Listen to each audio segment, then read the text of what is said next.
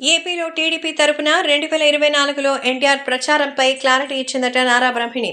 Junior NTR Telugu Desam పార్టీలోకి వస్తారని ఎంతో కాలంగా రకరకాల మీడియాలో వార్తలు వస్తోంది. మరి అది నిజమా కాదా అన్న విషయంపై ఇప్పుడు టీడీపీ గురించి క్లారిటీ ఇస్తోంది నారా బ్రహ్మిణి.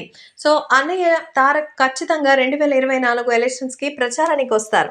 ఆయన ప్రస్తుతం చేస్తున్న సినిమా దేవరా షూటింగ్ కంప్లీట్ కావస్తోంది. షూటింగ్ కంప్లీట్ అయిన వెంటనే ఆయన టీడీపీ ప్రచారంలోకి వస్తారు.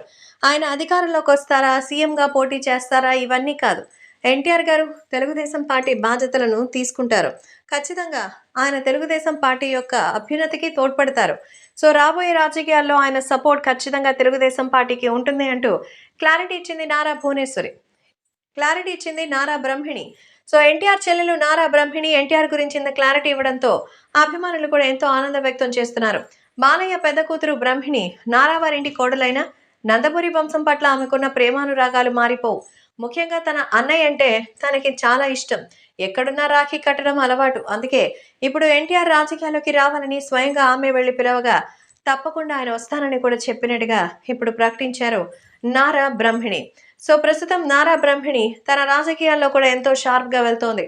ఒకానొక సందర్భంలో చంద్రబాబు స్థానంలో ఆమె నిల్చుంటుందా అన్న ప్రత్యేకం కూడా ఏర్పడింది. కారణం చంద్రబాబు జైల్లో ఉండడంతోనే. చంద్రబాబు జైల్లో ఉన్నప్పుడు అటు భువనేశ్వరి, బ్రహ్మిణి ఎంతో కష్టపడ్డారు. కాబట్టే బ్రహ్మిణికి సీఎం స్థానం ఇస్తారని కూడా అన్నారు.